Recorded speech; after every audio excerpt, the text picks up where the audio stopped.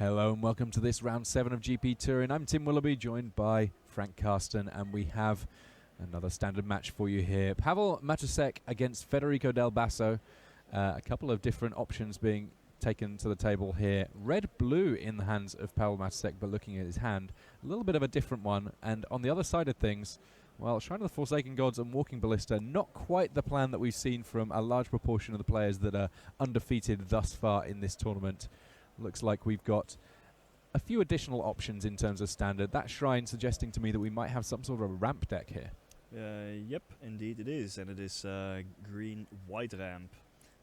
Green-white ramp against blue-red control is gonna be the matchup.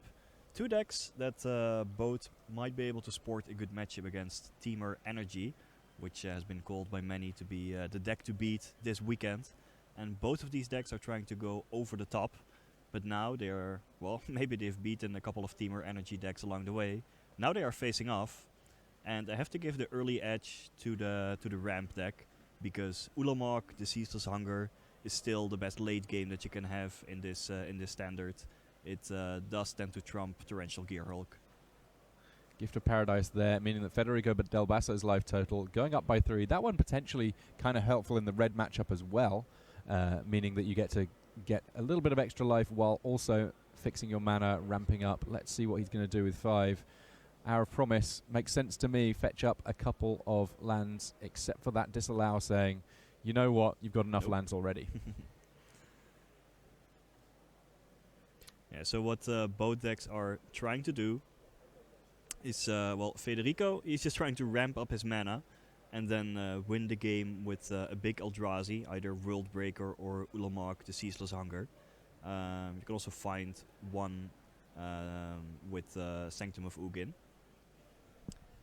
Whereas Matusek, he is just playing a control deck, removal spells which won't really do much in this matchup. Counter Magic, which is fine in countering ram spells, but won't stop the cast triggers from the big Eldrazi, and then eventually win the game with Torrential Gearhulk or Wandering Fumarole Beatdown. Now it looks like Del Basso here, with his Hour of Promise, is going to put a couple of extra deserts into play. That means that in addition to ramping his mana very nicely indeed, he gets a couple of zombie tokens, and these zombies, not worth nothing, they're able to just sort of apply a little bit of pressure, as while Del Basso has absolutely loads of lands in play here, Pavel is having to dig deep to try and find his 4th mana source. Already missed a land drop. A Braid deals with one of those zombie tokens. I guess this is Pavel's way of saying, I don't actually have that many targets for removal, I might as well use them where I can. Yeah, he'll likely board some of them out for the next game, but here might as well get some value out of it. So far, Federico is pretty far ahead. Spring to Mind. I don't really see a lot of blue mana in his deck. I guess he does have that Gift of Paradise though, so it's not out of the question for him to flash it back at some point. Gift of Paradise, Weirding Wood. Yeah, surely it's possible. But so far Federico is ahead, at least in the land race. It's not even close. And Del Basso responding to a Glimmer of Genius by using the Mind half of Spring to Mind, making sure that he's able to resolve that somewhat expensive divination while Pavel is tapped out. Yep.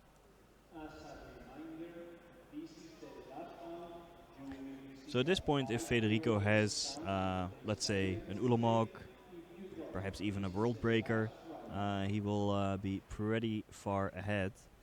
But I'm not sure he has any of those big threats in his hand at this point. What Pavel can leverage in this matchup is the ability of Disallow to counter one of the cast triggers of the Eldrazi. Right, if you can disallow the exile to permanence from Ulamog, and then, let's say, Essence Scatter the creature as well. Sure, you trade 2 for 1, but at least you deal with the big threats of Federico. So these are some relevant interactions that the players may have to keep in mind throughout the matchup. Throw an Inspector right on time, coming down when Federico Del Basso has enough mana that effectively it's a 1-2 for 3 mana that also draws you a card immediately when it comes into play. Didn't even need to find a clue token there. And eventually Federico can start using those deserts, Hashep Oasis, or perhaps even Shafet Dunes to force through some damage, although It's not gonna work against all the removal spells that Pavel still has in hand. Yeah, plenty of uses in this ramp deck for when it does get up to lots of mana. I kind of like the addition of these utility deserts. That means that if you hit the mid and late game and have drawn all of your ramp but not a lot of action, at least those lands can sometimes turn in spells. Yeah, well, the main reason why they're in there is for Hour of Promise. Just get the zombies. So Sweltering Sun's being cycled there by Pavel, who's still kind of trying to put things together. I guess fortunate that he's not really facing down too much of a clock just yet. Yeah, Pavel must have been sweating it early on. Like, I hope there's no Ulamog coming. And I mean, there probably is Ulamog coming. It's just a matter of how quickly. Sure. For now, it's just 1 point a turn. I mean, they do add up, but not very quickly. So there we see Ulamog the Seekless Hunter. It looks like it's actually going to be a Sower of Oblivion that gets cast right now, though. That's an interesting one. If you're looking to get more lands into play than your opponent, it will certainly do the trick. Yep. Oblivion Sour will... I mean, it's just a big creature that's certainly going to be relevant, and it's not going to be dealt with by any red removal spells anytime soon. But yeah, he's basically going to make Pavel exile the top 4 cards of his library, and then any of the lands that get exiled, Federico gets to put into play under his control. Yeah, maybe he'll get a Wandering Fumarole. Oh yes. Which he might be able to activate. It's not beyond the realms of possibility, and in the meantime, it's just a fairly hefty body. That is one that Pavel might struggle to kill off with some of his removal. Another Glimmer of Genius here from Pavel as he digs deep. When looking at these red-blue decks, what are typically their big finishes? How they win in games? Well, Torrential Gearhulk, that's that's the one, along with Wandering Fumarole. That's pretty much it. Pavel also has 1 copy of Jace Unraveler Secrets in his deck, but is that a Harness Lightning taking out the Oblivion Sour? Harness Lightning with lots of energy, why not? Able to get that one going. Now, Gift of Paradise, the card that Federico has in play, I believe, says add 2 mana of any 1 color to your mana pool. So he won't be able to tap it for red and blue and activate the Wandering Fumarole, not yet. But if he finds another one, then he will be able to attack Pavel with his own creature land.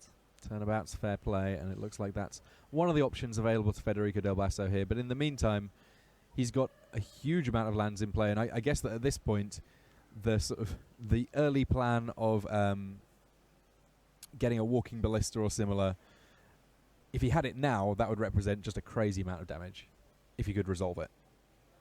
Yep, and well, it would also trigger the Sanctum of Ugin. That's potentially more important, because Federica has been waiting for many turns to get an Ulamog.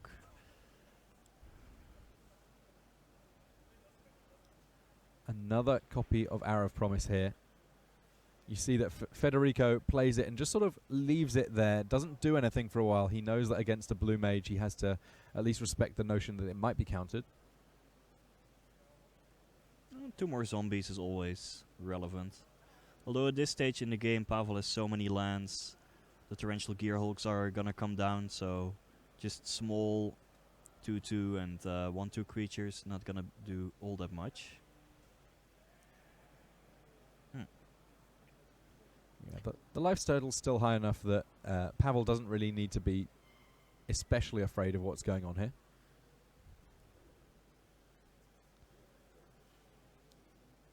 And now at this point I have to give the edge to Pavel. He looks to have found all the tools that he might need. He has a Torrential Gearhulk along with a bunch of other counter magic, so even if there's an Ulamog coming, he can say cast Torrential Gearhulk, flashback Disallow, counter the trigger, then counter the Ulamog, and then start attacking with the Torrential Gearhulk. So unless Federico finds some big threats sometime soon, I do think that Pavel has the edge here. I guess that one of the natures of ramp decks is that they're big payoff cards, are bigger than just about anything that anyone does in the format. So there is always the potential for Del Basso to get something going. Okay, there's a scavenger ground in response to the Torrential Gearhulk. So that will actually prevent the flashback. That's a relevant interaction. Just one of the many, many utility lands hiding along Federico's mana base. Each graveyard getting exiled there. That could definitely change the course of the game. Magma Spray putting another card in Federico Del Basso's exile. There's now just one creature on the board, and it does belong to Pavel.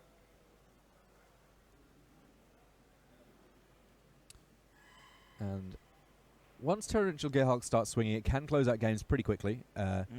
It's just going to be a matter of whether or not Del Basso draws some of his big follow-up. And also keep in mind the Wandering Fumaroles. They didn't attack yet on this turn, but they may very well start getting in for 4 damage on the next one. Uh-oh, that's something big. Ah, an Eldrazi. Yeah, Worldbreaker making everything happen here. So we have a cast trigger targeting an artifact in play. Yep, Torrential Gearhulk, certainly an artifact. And the Sanctum of Ugin will probably get an Ulamog. Now, if you're Pavel here, is it better to be, if you had a disallow, using it on the Sanctum or waiting on the Ulamog itself? Probably at this point use it. Probably at this point use it on the Sanctum, because you're trying to close out the game pretty quickly. So on the one hand, you want to like deal with all the Ulamogs in Federico's deck, but by just disallowing the Sanctum trigger, it's quite likely that you won't face an Eldrazi at all on the next turn, and then you don't have to spend 2 cards on it on the next turn. As things stand, Ulamog is now in hand for Federico. Lands keep on coming now for Pavel Matusek. It seems like a long time ago that he missed a land drop early on. Lots of Fumigates in hand for Federico Del Basso. Those seem likely to be something that he's going to be sideboarding out in future games. But in the meantime, the most important card in his hand is the most important card in just about any hand that's able to cast it. That one being Ulamog. Oh yeah. A couple turns ago, Pavel used Disallow on an Hour of Revelation, countering the Ram spell. Maybe right now he wished he had not done that and would have still had access to it to counter some triggers here. I think he does have a Disallow in hand. It's just a matter of whether or not he has another counter spell. I think he has another Torrential Gearhulk, so he may be able to Disallow, let the Disallow resolve, cast Torrential Gearhulk, get to cast Disallow again. That works. Although the Scavenger Grounds is still untapped, so it would be able to prevent the Torrential Gearhulk flashback action. It's crazy how much mana Federico has access to. Casually casting a 10 mana card and then still having like a bunch of mana up for an activation. As it is, goes for Essence Scatter to counter the Ulamog itself, but has to just sit and watch as 2 of his lands get exiled. Yeah, could have been worse. I don't know. Those Wandering Fumaroles would have been relevant for sure. And Federico looks like he's playing defensively, not even attacking with the Worldbreaker. Federico is basically saying, "Well, I'm fine with this position. I just want to keep some blockers for any Torrential Gearhulks." Okay.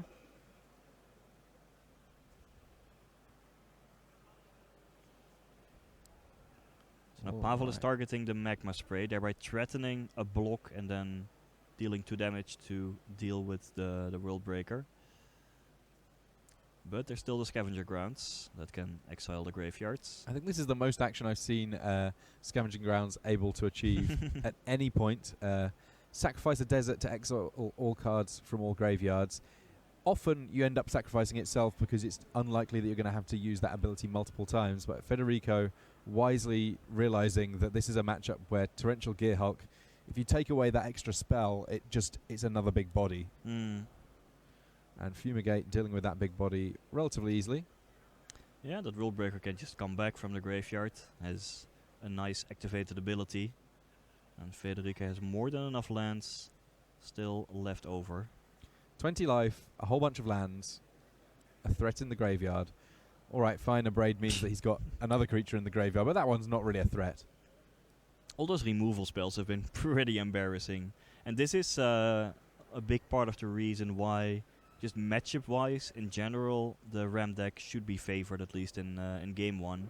There are so many red removal spells in Pavel's deck that don't match up well against any of the relevant threats that Federico has. More Thraben Inspectors coming from Del Basso, able to draw still more cards from his deck.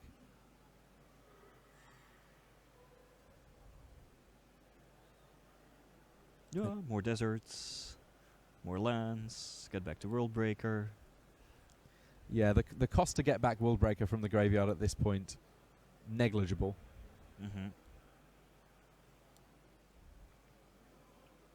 We're not gonna see the Worldbreaker this turn. Or are we? Let's see, with the 2 Shrine of the Forsaken Gods, it's a bit of a counting challenge almost. Okay, I guess not. More mana fixing off the top there for Federico Del Basso. And here comes a Supreme Will from Pavel. He's using the second ability on it, so rather than using it to counter any spells, realistically, it's unlikely that he's going to catch Federico unable to pay an additional 3 on a spell. He's instead choosing to use it to dig a little bit deeper in his deck, try and find a little bit of action. Yeah, at this point, it's going to be tough for Pavel, because how is he going to beat Worldbreaker Recursion? Typically, you start attacking opponents with Torrential Gearhulks or with Wandering Fumaroles. But, recurring Worldbreakers mean that, both Federico will have an answer to those threats, but also... No, don't sack the Wandering Fumarole. Could have activated it with all those green enchantments. Such a pity. So the sequence of play there was actually kind of cool. Basically, he wanted to be able to use his Scavenger Grounds in order to deal with the Torrential Gearhulk, but had to first sacrifice a land in order to get back his Worldbreaker, because that is one of his big paths to victory here.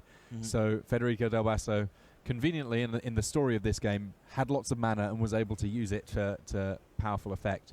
At the end of this, though, because of the fact that the lands that were enchanted with mana fixing are all themselves deserts, Federico ended up deciding that he was better off sacrificing the Scavenger Grounds itself rather than one of the other deserts that he had in play. So there was value gained by each of these players to some extent. I think that ultimately Federico kind of in a better spot because he's the one that finishes up with Worldbreaker back in hand. Also with a Fumigate here to be able to deal with this Torrential Gearhulk. At least though, now Pavel knows that if he has any more Torrential Gearhulks, and to be honest, he may well not at this point. He seems to have run through quite a few of them. It may work out that he's actually able to get the free spell off one of them at some point this game. Yeah, Federico just has inevitability in the sense that he has been surgically dismantling all the threats from Pavel, dealing with the Wandering Fumaroles, dealing with the Torrential Gearhulks, still at a high life total, and yeah, he's just gonna be getting back to Worldbreaker every turn until eventually it's gonna attack for the win. Yeah, we saw an Essence Scatter on it last turn. Still a land lost though, and Void Shatter the play this time. That gets it into a position that's a little bit better, because that exiles the Worldbreaker. All right, that's an answer that can change things. Federico with the seldom seen double exile pile. The important thing as far as Pavel's concerned though is just that Worldbreaker no longer a part of this game. Yep, exiled for good. Yeah, the one Void Shatter in Matuzak's deck doing work. And we've seen Void Shatter be pretty important in a number of matchups. In the blue-white approach to the second Sun mirror, having access to a proper full hard counter being a big deal. Yeah.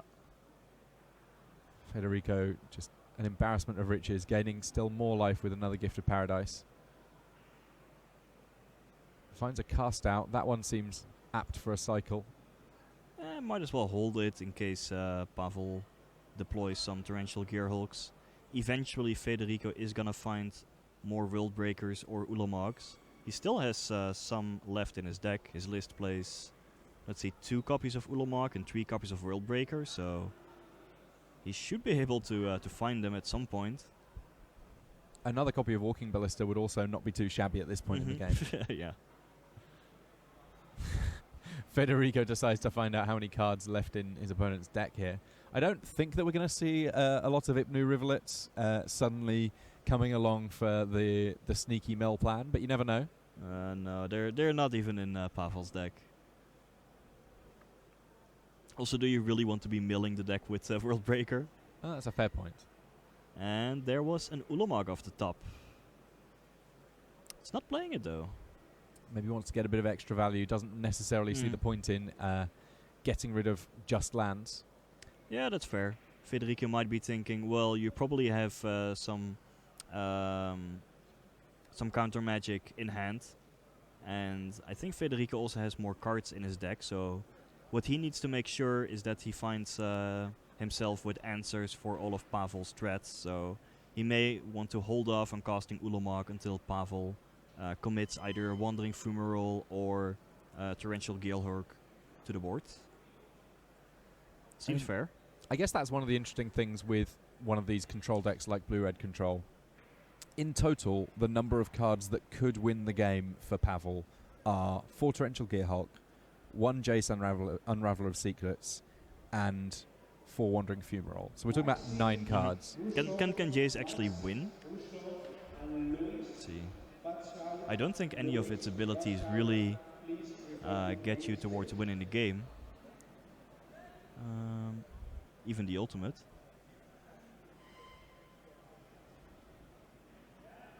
No.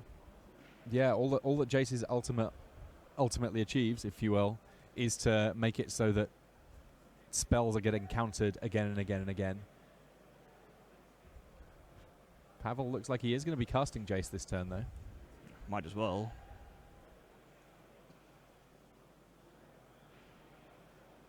Yes. But the +1 means well, you get decked sooner. The -2 doesn't really change much. And the -8, well, it's fine, I guess, but also not particularly relevant, at least not at this stage of the game. So another Worldbreaker coming down. So that's another Wandering Fumarole potentially dealt with. Here's a Torrential Gearhulk. There is Void Chatter in the graveyard. We spoke earlier on about whether or not there's going to be able to be a value Torrential Gearhulk. And there's the disallow also on the ability for Worldbreaker. So yes, it's involved casting a couple of spells, but he's still got a creature in play off that, as well as the key disallow on the Worldbreaker's ability. Pavel Matusek, at least right this moment, with answers. But look, here's Ulamog. I'm going to deal with your 2 key threats, and you've tapped down low enough that I get a chance to attack you. That enough to see the concession from Pavel Matusek. That was a pretty epic game 1. 26 minutes left on the round, and Federico Del Basso never looked in too much trouble there. No, it looked like he had a game plan throughout, and it revolved around making sure that Pavel would never be able to stick a win condition. Federico was just saying, well, thanks to all of my Eldrazi that answer your win conditions, either Worldbreaker, the trigger, or Ulamog, the trigger, I'm just going to make sure that I never lose to a Torrential Gearhulk or a Wandering Fumarole.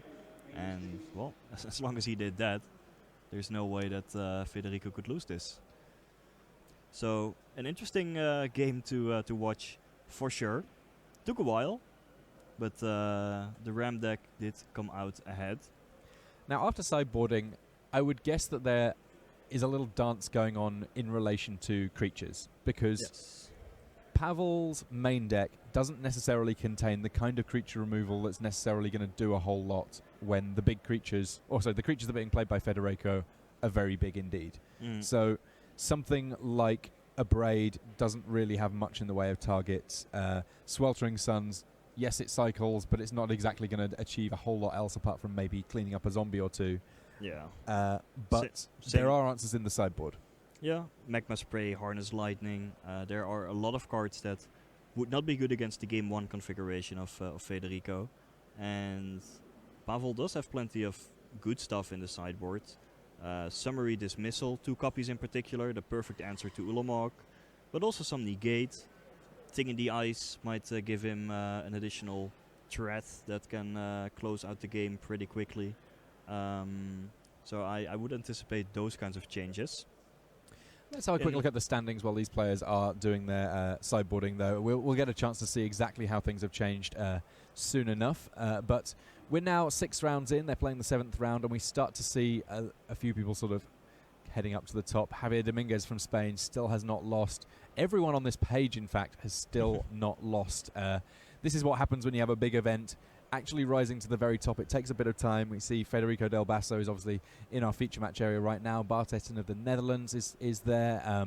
We have a bit of a mix. Interesting that you don't see any of the top 25 on this first page. Let's jump across to the second, see if we can track any of them down. Of course, there is a GP going on in Washington, D.C. this weekend as well. We'll be jumping across to that after we finish things off here. George Channing from the UK, he's doing rather well for himself. Just a draw off a perfect record. But we can see still 33 players on 16 points after this round. We could expect that to change to about 16, 17 or so after this round completes. Gradually working our way towards a little bit of separation at the very top of our standings. And if we move on just one more slide, we have a whole bunch of players on 15 points. So 15 points, that would be 5 wins. Yep, still need 1 more to make it into the second day of competition. But yeah, all of these players are in a pretty good position to make it there. And lots of famous names on top there. Going back to the sideboards of the decks, Federico could also definitely change some things. What I'm looking at in particular is 3 copies of Tireless Tracker that would not have been good in game 1. Because they would just turn on the removal spells that Pavel had way too many of. But they're likely going to be good in game 2. If Pavel boarded out all of his red removal spells, then if Federico manages to stick a Tireless Tracker, Pavel might find himself without a proper answer to it. Yeah, there's potentially quite a lot of creatures in the sideboard of Del Basso's deck. If he wants to, he can go a Regal Caracal route, have a little bit of Cat Tribal, and even some sort of life gain synergies, because 1 copy of Felidar Sovereign in his sideboard, that kind of a spicy one. Yeah, I think that's mainly against mono red, but well, who knows? He might easily be able to board in some additional beatdown, because why not? I mean, the Regal Caracal is just a pretty efficient threat. There we see the Felidar Sovereign. Needs a bit of work to really get the second ability going, but just as a 4/7 lifelinker with Vigilance, definitely a big roadblock for some of the more aggressive decks. I would be surprised if it came in for this matchup, but I guess it blocks Torrential I'd be Gearhulk, surprised, but I'd love it. Oh yeah. All right. Well, that Scavenger Grounds has come back, so Graveyards be on watch, and Seagate Wreckage there. And those Traben Inspectors are getting in there. 8 more turns, and it's over. Though, let me tell you, it won't come to that. If it comes to that, then both of these players need to check themselves a little bit. There are better ways to win games of Magic than attacking with your 1/2s. Are there? I mean, attacking with 2 power guys, right? Fine. Glimmer of Genius here coming from Pavel Matusek. Steady stream of cards available for him. It's just going to be a matter of making sure that he can deal with the assorted threats that are coming from the other side of the table. Yep. Hitting all his land drops here, though, and that kind of stage 1 for any control deck.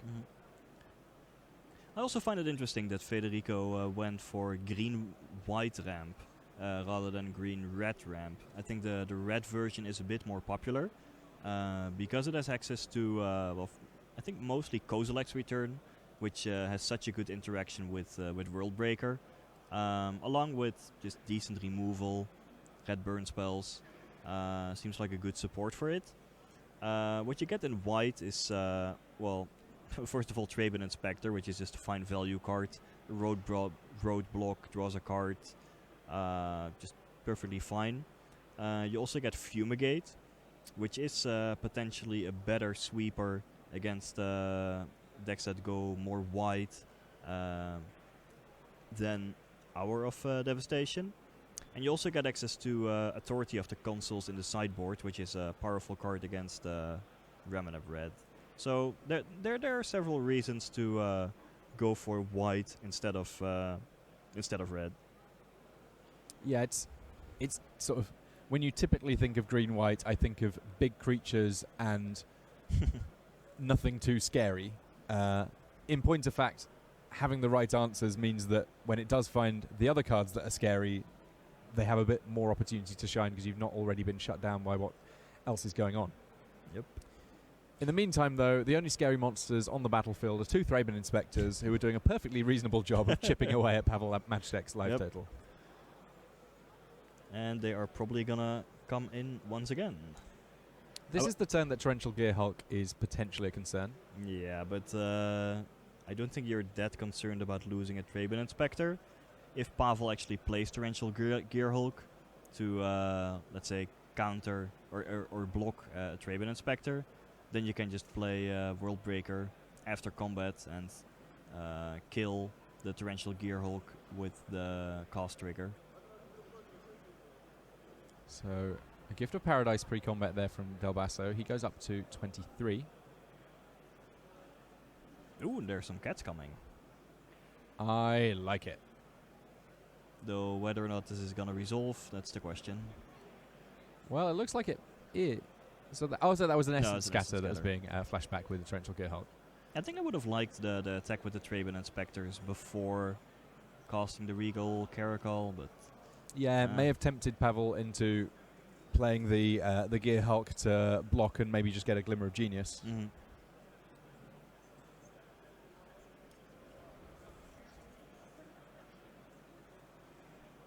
Then again, Federico may still be taking a long game view, thinking, well, I'm not the one attacking here, I don't have to get in for 3 points of damage.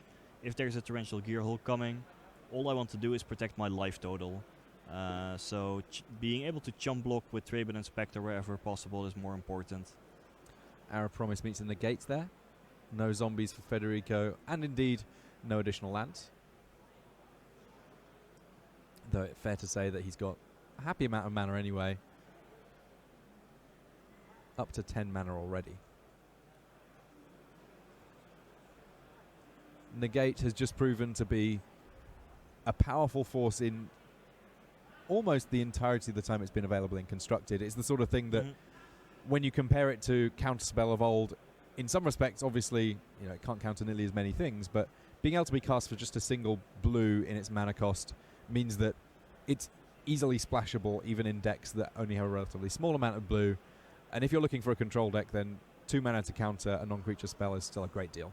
It also forces you to make deck building and sideboard choices that are relevant and impactful, which is just a fun aspect of Magic.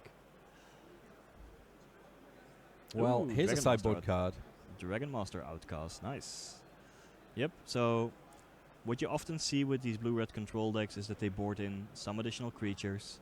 There's Sting in the Ice in the sideboard of Pavel as well, but also a one-off Dragon Master Outcast. And Federico now better maybe resolve a sweeper, like Fumigate. Summary dismissal there. That's a great way of dealing with any of the Eldrazi, exiling the spell from the stack along with all of the abilities, and Pavel there able to square things up relatively quickly, which is important because the clock was very much ticking. Let's start fresh, shall we? As it turns out, we're talking about an entirely different game rather than simply removing the spells from the stack. Pavel leveling things up at 1-1. The Dragon Master Outcast, it was in play. It was going to start pumping out dragons very, very quickly, and Del Basso clearly didn't have something immediately to deal with that. He decided to pack that one in and give himself potentially enough time to win in a best of 3. Yep. The sideboard cards definitely made a big impact on this game, because it was both the Dragon Master Outcast as well as the Summary Dismissal that Pavel did not have access to in Game 1. In Game 1 he probably would have had a couple of red removal spells in hand at that point, but here he just had a huge threat plus the perfect answer, and Federico was not able to get around that. Federico was playing a bit let's say, slow with his cards, in the sense that he was casting less impactful threats first and banking his World Breakers in hand for later. I'm not sure if he had sequenced things differently, it would have made a relevant difference in the way the games played out. But it did seem like Federico ultimately scooped up his cards while he still had relevant threats in hand. Still, in general, when you're playing against a control deck, it's a fine strategy to play your less threatening cards first and keeping your most impactful cards in hand for later, because you can typically expect your opponent to have some kind of counter magic in hand, and then you don't want to start off with your very best threat, which is almost surely gonna run into some counter spell. Rather, just start off with the medium power ones and force your opponent to choose whether or not to spend their counter magic on that. They might choose wrong. And the interesting thing on that is that when you look at cards like Negate or Essence Scatter, in some respects, they can force your opponent in the control role to make the right play, because if they've got an Essence Scatter and the first thing that you cast is a big sorcery, they're never going to counter it, and vice versa. Obviously, there's the downside of sometimes you just have the wrong counterspell for the situation, but if you're leading with something softer in order to potentially force through something a bit more powerful, ideally you kind of want them to be the same card type, so that if you're trying to get around an Essence Scatter or a Negate, you're actually able to do so. Yeah, good point. Well, we did see the Tireless Tracker here, but it was met by an Essence Scatter. And then there's Negate. Pavel is just doing what blue mages always like to do. Just say no to whatever happens. Ramp card, nope. Tireless Tracker, nope. And then there is suddenly a Jace around. You'll notice as well, both these players, the pace of play has picked up considerably. Pavel knows that his deck is, I guess, the one that's going to struggle to win really quickly. And so, yeah, he's rocketing through each of his turns, especially these turns that early doors, he's already got a game plan. He doesn't need to stop and ruminate too much on it. Walking Ballista here coming down for Federico Del Basso. Well, Pavel seems to be in the driver's seat this game. Whenever you have a Planeswalker on the battlefield, you can activate it twice unimpeded, and then the opponent still doesn't have a board to properly pressure it. You are in a good shape. So Federico's copy of Walking Ballista getting bounced there by Jace. -2 ability on Jace there, doing the trick. Jace taking another hit from that Thraben Inspector. Here comes a second Thraben Inspector. That one's going to resolve okay. I guess Pavel wants to keep mana up to be able to counter the Walking Ballista. He does appear to have a Sweltering Stuns in hand, so it may be that he's going to end up doing rather well off how all these things layer up. That might also work. He does he need another red mana for that? I believe so, yeah. Then yes. Yeah, he does. So he's digging for his second red mana so that he can cast the Sweltering Suns on the next turn, which would indeed sweep the entire board and allow him to protect his Jace. 5 mountains in the deck along with some Ether Hubs, so there are plenty of ways of getting untapped red in play, though by the looks of things, it's only a Wandering Fumarole that Pavel has going on here. So he activates Jace's +1, so that's a Scry, and then you get to draw a card. Scry to the bottom, one last chance at a red mana. That is a thing in the ice. That should also work, because at least it's a blocker for... okay. I guess Jace isn't dying this turn, barring an activation of that desert. Yeah, and if Federico had activated it, then Pavel could have disallowed the effect. Thing in the ice at some point could prove pretty decent here. Oh yeah. It's one of the ways that Pavel is able to beat down if he's looking to get a quick victory. It also, of course, effectively resets the board in terms of creatures. And when you're working with a Planeswalker, it effectively buys a lot of time for that Planeswalker to do what it wants to do. So here's Trialist Tracker. Yep, that's just gonna die along with the Traben Inspectors. Pavel is not unhappy to see that. That's a free card into the Sweltering Suns. And pretty sure that Pavel wants to keep mana up for Disallow rather than commit Thing in the Ice to the board. It's more important to be able to counter, say, a World Breaker or some other big threat that might come down. And you can deploy the Thing in the Ice on the next turn. So here comes World Breaker, aiming at a Wandering Fumarole.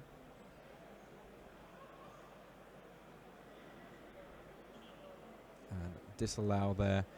Federico just double checking. Yeah, you mean counter my creature, not the ability, right? Yeah, at this point, it's more important to get the World Breaker off the table. And here's Thing in the Ice. Comes along with a few counters. They won't take too long to disappear, I wouldn't imagine. Yeah, and this is now a bit different than Game 1. In Game 1, Federico had, I don't know, 1 million mana on the battlefield. So he was just able to recur World Breaker every turn. That's not the case yet. If the game would go super, super long, then Federico would have an edge for the same reasons as how it played out in Game 1. But here, Pavel, with his current board state and the threats he has on the table and in hand, should be able to win the game within a couple of turns before Federico has a chance to set up the World Breaker recursion engine. That's at least the way it looks to me now. Yeah, various disallows coming along from Pavel at this point. He just needs to try and keep things going on this big push because 8 minutes left on the clock. He needs to be a little bit careful about time. Yeah, but this red-blue deck can still win pretty quickly. Imagine that a transformed Thing Eye start attacking along with a Torrential Gearhulk and a Wandering Fumarole. You only need 2 attacks to close out the game. Now Federico does have a copy of Ulamog in hand, just working on the mana to be able to cast him. So it's 1, 2, 3, 4, 5, 6, 7, 8, 9 total. Ulamog could come down on the next turn potentially. But Pavel may still have some counter magic, disallows. Pavel here doing a fine job of drawing lots of cards. That Torrential Gearhulk may find itself back in Pavel's hand if he transforms Thing in the Ice, but I don't think that he would necessarily mind getting to rebuy the Gearhulk at some point. Still with Disallow in hand. A lovely feeling for a control mage, knowing that you've got some proper hard counters that can deal with just about anything that your opponent could put together. And now the attacks start coming. Yeah, I think the ramp part of Federico's deck has failed a bit this game, also thanks to all of the negates, because as you see, both players have access to 9 mana, and Federico would have loved to cast Ulamogs ahead of time. That did not happen for him, and when that doesn't happen, then Pavel is ahead.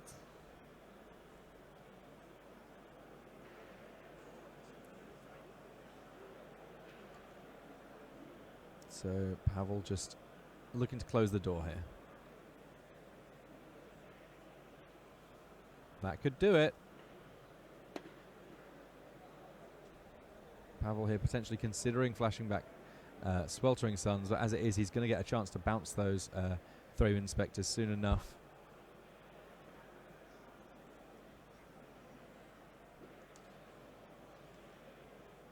Yep, one of those permanents is ticking up on counters, the other one very much ticking down.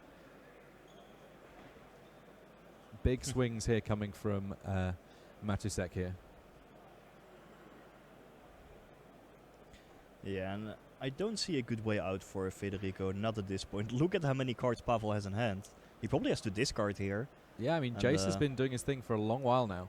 And even if there's an Ulamog, I believe Pavel has Summary Dismissal, or alternatively, let's say 2 disallows to deal with it. So I think this game is going to be locked up for the blue-red control deck. Summary Dismissal. Such a powerful card in the face of these Eldrazi Titans. Yeah, it's just the perfect answer. So yeah, we need to make sure that the Thing in the Ice transforms at the right moment because that was the last spell cast. Yep. To remove the final ice counter. Aha, value, a clue. Might as well counter it, because Pavel has so many cards in hand, and Federica has seen enough, knowing that there is still 2 more Torrential Gearhulks coming with, for example, Summary Dismissal in the graveyard. There was just no way out from that point. I mean, going into that matchup, I think that both of these players, this wasn't necessarily what they wanted to play against. This wasn't necessarily the deck that they had most explicitly tried to prepare for with their choices. As it turns out, both of them had decks that could go large. After sideboarding, though, Summary Dismissal just proving an absolute monster against Federico Del Basso. Congratulations to Pavel Matusek. He advances to 7-0. Now, of course, in round 7, we do have a little bit more magic we're going to be able to show you. We've got a time warp match. But before that, we've got a few messages for you.